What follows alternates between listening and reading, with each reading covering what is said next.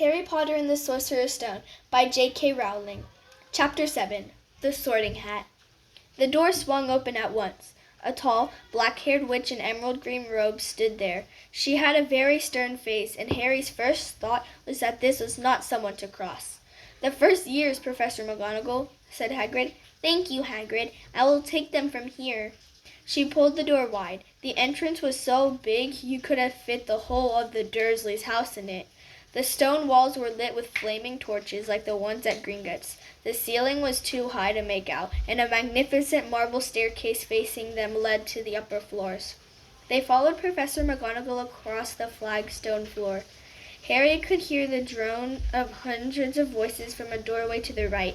The rest of the school must already be here. But Professor McGonagall showed the first years into a small, empty chamber off the hall. They crowded in, standing rather closely together than they would usually have done, peering about nervously. "Welcome to Hogwarts," said Professor McGonagall. "The start of term banquet will begin shortly, but before you take your seats in the Great Hall, you will be sorted into your houses. This sorting is a very important ceremony, because, while you are here, your house will be something like your family within Hogwarts. You will have classes with the rest of your house, sleep in your house dormitory, and spend free time in your house common room.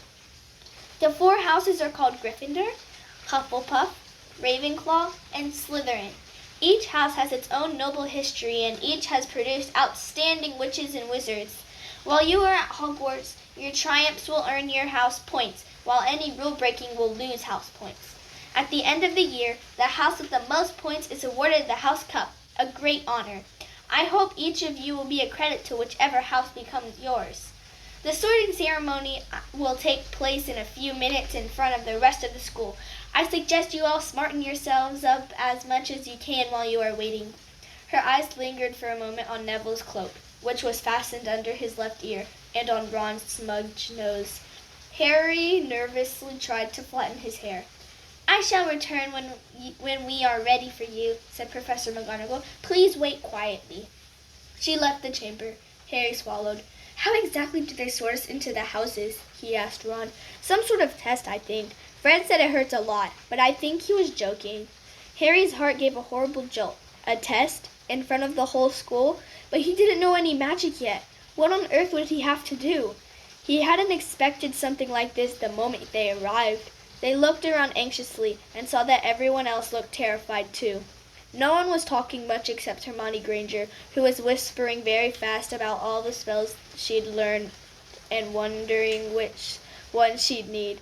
Harry tried hard not to listen to her. He'd never been more nervous, never, not even when he'd had to take a school report home to the Dursleys saying that he'd somehow turned his teacher's wig blue. He kept his eyes fixed on the door. Any second now, Professor McGonagall would come back and lead him to his dorm.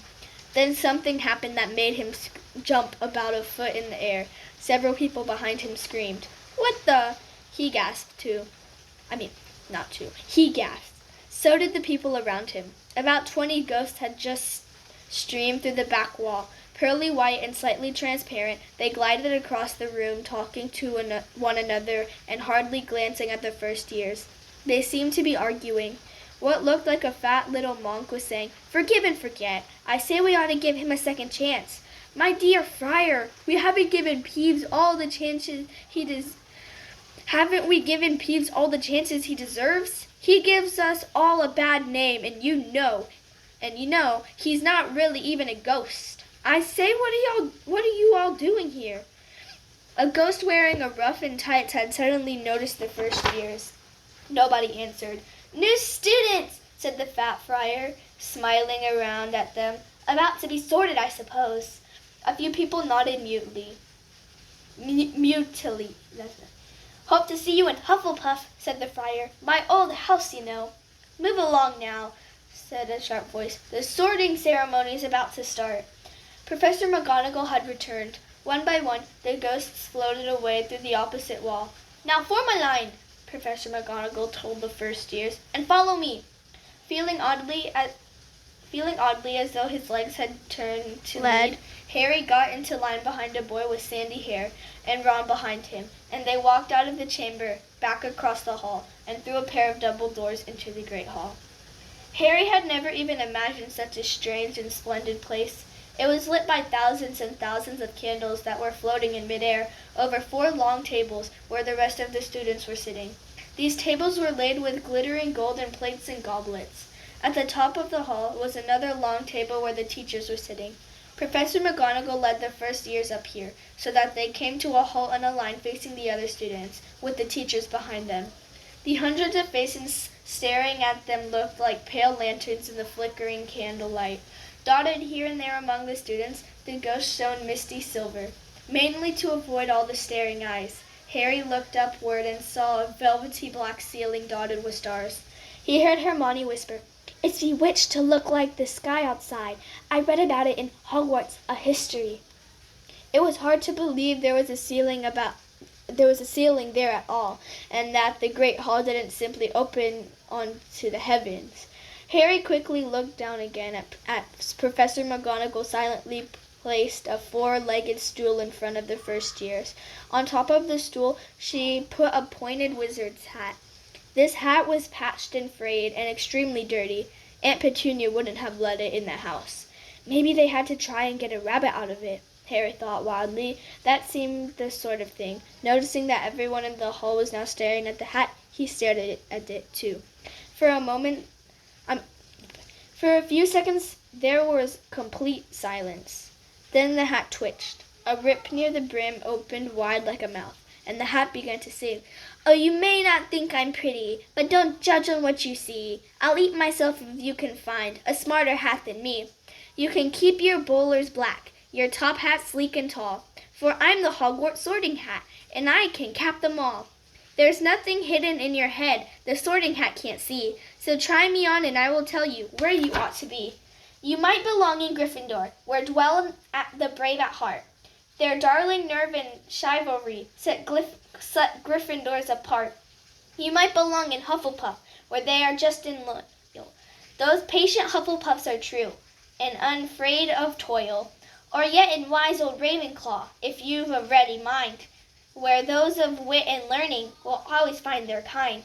Or perhaps in Slytherin, you'll make your real friends. Those cunning folk use any means to achieve their ends. So put me on, don't be afraid, and don't give in a flap. You're in safe hands, though I have none, for I'm a thinking cap."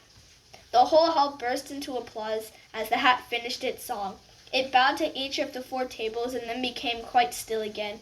"So we've just got to try on the hat?" Ron whispered to Harry. "I'll kill Fred. He was going on about wrestling a troll." Harry smiled weakly. Yes, trying on this hat was a lot better than having to do a spell, but he did wish they could have tried it on without everyone watching. The hat seemed to be asking rather a lot. Harry didn't feel brave or quick-witted or any of it at the moment. If only the hat had mentioned a house for people who felt a bit queasy, that would have been the one for him. Professor McGonagall now stepped forward holding a long roll of parchment. "When I call your name, you will put on the hat and sit on the stool to be sorted," she said. "Abbott, Hannah." A pink-faced girl with blonde pigtails stumbled out of line, put on the hat, which fell right down over her eyes, and sat down. A moment's pause. "Hufflepuff!" shouted the hat. The table on the right cheered and clapped as Hannah went to sit down at the Hufflepuff table.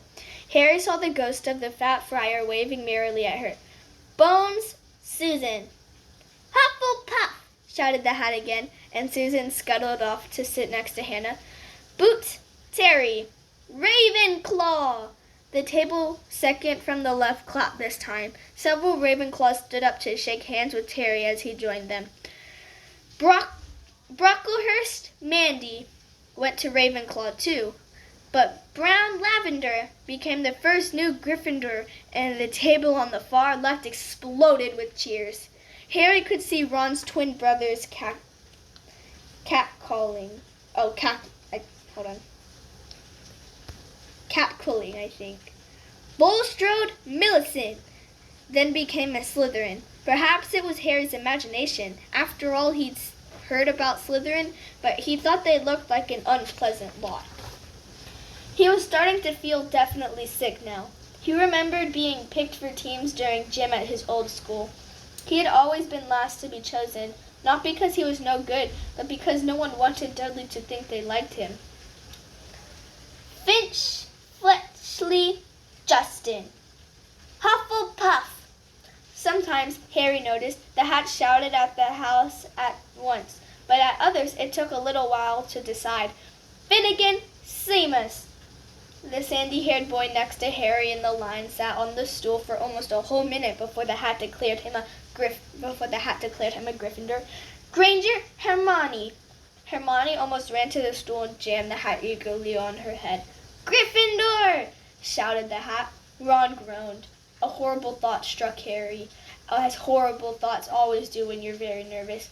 What if he wasn't chosen at all? What if he just sat there with the hat over his eyes for ages, until Professor McGonagall jerked it off his head and said there had obviously been a mistake and he'd better get back on the train? When Neville Longbottom, the boy who kept losing his toad, was called, he fell over on his way to the stool. The hat took a long time to decide with Neville. When it finally shouted, Gryffindor! Neville ran off still wearing it, and he had to jog back amid gales of laughter to give it to MacDowell Morag. Malfoy swaggered forward when his name was called and got his wish at once. The hat had barely touched his head when it screamed, Slytherin! Malfoy went to join his friends Crabbe and Goyle, looking pleased with himself. There weren't many people left now. Moon, Nott, Parkinson, then a pair of twin girls, Patil, then Perks, Sally Ann, and then at last Potter, Harry. As Harry stepped forward, whispers suddenly broke out like little hissing fires all over the hall. Potter, did she say? The Harry Potter? The last thing Harry saw before the hat dropped over his eyes was the hall full of people craning to get a look at him. Next second, he was looking at the black inside of the hat. He waited. Said a small voice in his ear. Difficult. Very difficult. Plenty of courage, I see. Not a bad mind, either. There's talent. Oh, my goodness. Yes. And a nice thirst to prove yourself. Now, that's interesting. So, where shall I put you? Harry gripped the edges of the stool and thought, Not Slytherin, not Slytherin, not Slytherin, eh? Said the small voice. Are you sure? You could be great, you know. It's all here in your head, and Slytherin will help you on the way to greatness. No doubt about that. No? Well, if you're sure, better be Gryffindor! Harry heard the hat shout the last word to the whole hall. He took off the hat and walked shakily toward the Gryffindor table. He was so relieved to have been chosen and not put in Slytherin. He hardly noticed that he was getting the loudest cheer yet. Percy, the prefect, got up and shook his hand vigorously, while the Weasley twins yelled, We got Potter! We got Potter! Harry sat down opposite the ghost in the ruff he'd seen earlier. The ghost patted his arm, giving Harry the sudden, horrible feeling he just plunged into a bucket of ice-cold water. He could see the high table properly now. At the end nearest him sat Hagrid, who caught his eye and gave him the thumbs up. Harry grinned back, and there, in the center of the high table, in a large gold chair, sat Albus Dumbledore. Harry recognized him at once from the card he'd gotten out of the chocolate frog on the train. Dumbledore's silver hair was the only thing in the whole hall that shone as brightly as the ghost's. Harry spotted Professor Quirrell, too, the nervous young man from the leaky cauldron. He was looking very peculiar in a large purple turban. And now there were only 3 people left to be sorted. Thomas Dean, a black boy even taller than Ron, joined Harry at the Gryffindor table. Turpin Lisa became a Ravenclaw, and then it was Ron's turn. He was pale green by now. Harry crossed his fingers under the table, and a second later the hat had shouted, Gryffindor! Harry clapped loudly with the rest as Ron collapsed into the chair next to him. Well done, Ron. Excellent, said Percy Weasley pompously across Harry as Sabini Blaze was made a Slytherin. Professor McGonagall rolled up her scroll and took the sorting hat away. Harry looked down at his empty gold plate. He had only just realized how hungry he was. The pumpkin pasty seemed ages ago. Albus Dumbledore had gotten to his feet.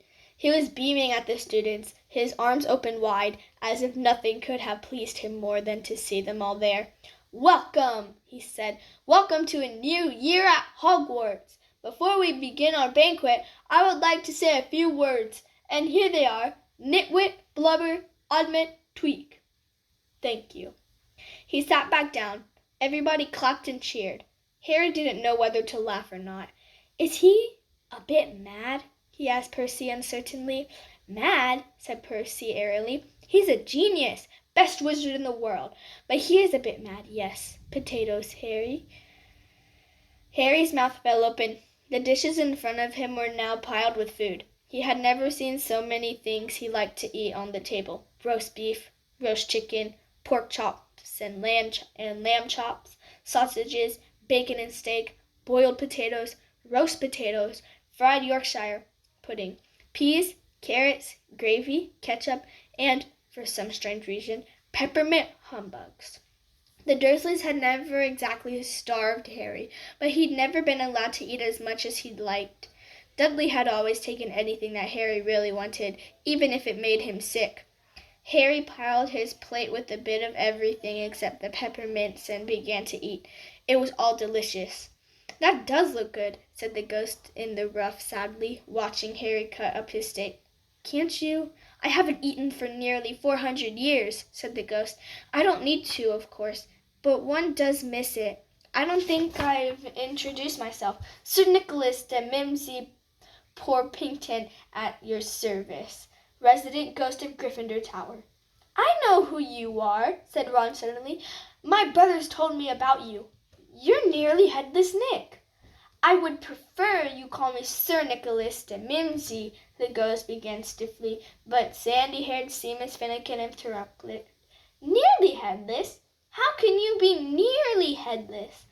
Sir Nicholas looked extremely miffed, as if their little chat wasn't going on at all the way he wanted. "Like this," he said irritably. He seized his left ear and pulled. His whole head swung off his neck and fell onto his shoulder as if it was on a hinge.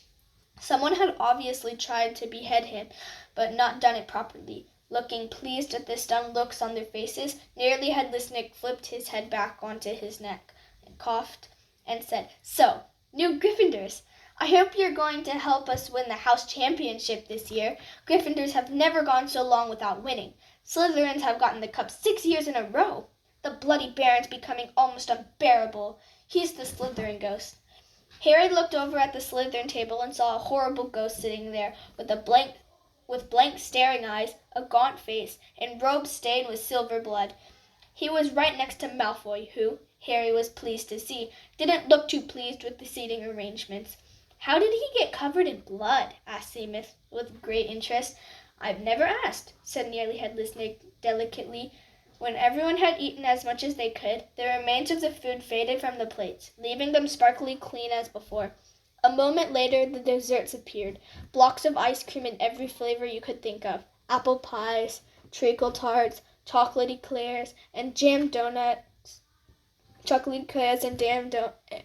jam donuts, trifles, strawberries, jello, rice pudding.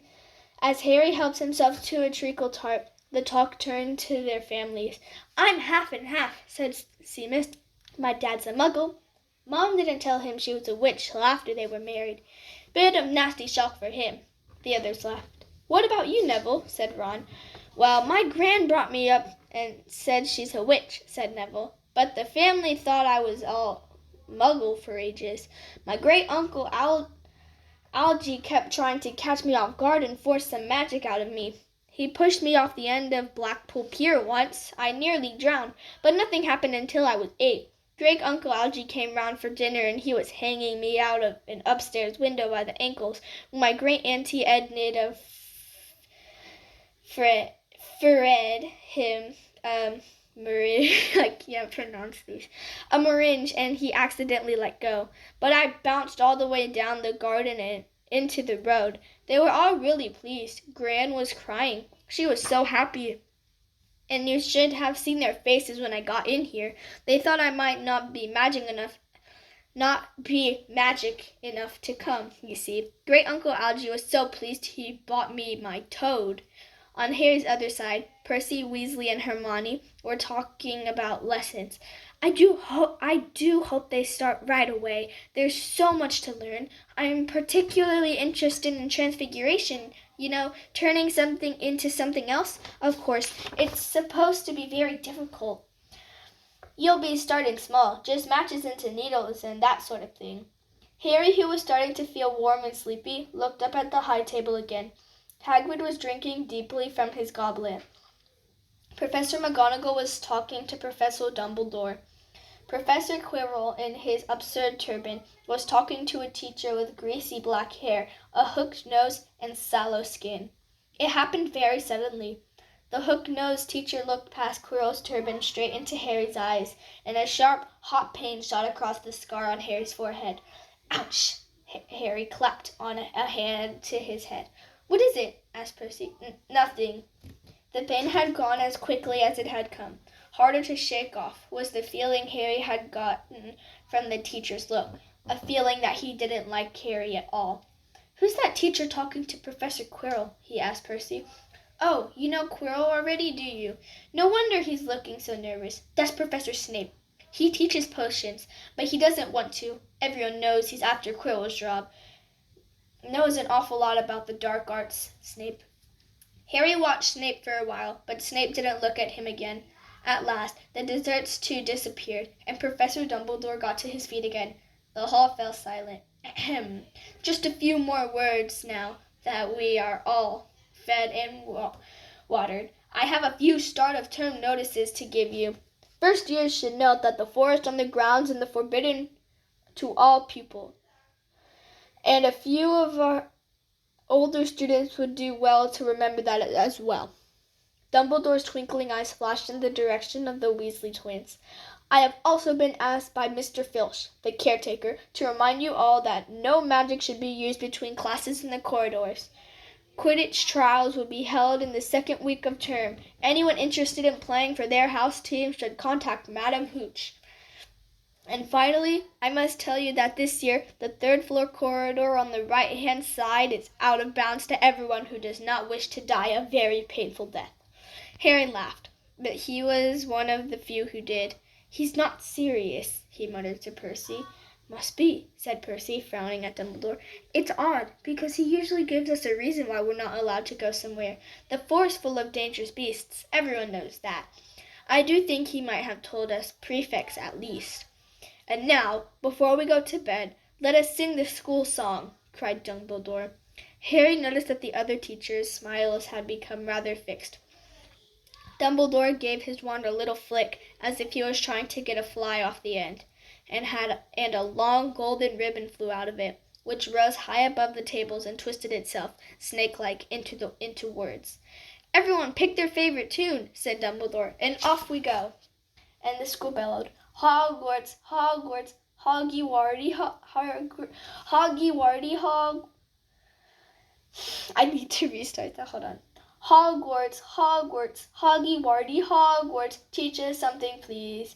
Whether we be old and bald, or young with scabby knees, our heads could do with filling with some interesting stuff, for now they're bare and full of air, dead flies and bits of fluff. So teach us things worth knowing. Bring back what we've forgot. Just do your best, we'll do the rest, and learn until our brains are rot.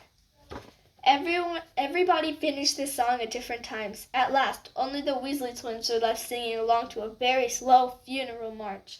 Dumbledore conducted their last few lines with his wand, and when they had finished, he was one of those who clapped loudest. Ah, music, he said, wiping his eyes. A magic beyond all we do here. And now bedtime. Off you trot. The Gryffindor first years followed Percy through the chattering crowds out of the great hall and up the marble staircase. Harry's legs were like lead again, but only because he was so tired and full of food. He was too sleepy even to be surprised that the people in the portraits along the corridors whispered and pointed as they passed, or that twice Percy led them through doorways hidden behind sliding panels and hanging tapestries. They climbed staircases, yawning and dragging their feet, and Harry was just wondering how much further they had to go when they came to a sudden halt. A bundle of walking sticks was floating in midair ahead of them, and as Percy took a step toward them, they started throwing themselves at him. "Peeves!" Percy whispered to the first year. "Apologist. He raised his voice. "Peeves, show yourself!" A loud, rude sound, like the air being let out of a balloon, answered. "Do you want me to go to the bloody Baron?" There was a pop, and a little man with wicked dark eyes and a wide mouth appeared, floating cross-legged in the air, clutching the walking sticks. "Ooh," he said with an evil cackle. "Ickle firsties! What fun!" He swooped suddenly at them. They all ducked. "Go away, Peeves, or the Baron'll hear about this. I mean it," barked Percy. Peeves stuck out his tongue and vanished, dropping the walking sticks on Neville's head. They heard him zooming away, rattling coats of armor as he passed. "You want to watch out for Peeves," said Percy as they set off again. "The bloody Baron's the only one who can control him. He won't even listen to us prefects. Here we are." At the end of the corridor hung a portrait of a very fat woman in a pink silk dress. Password," she said.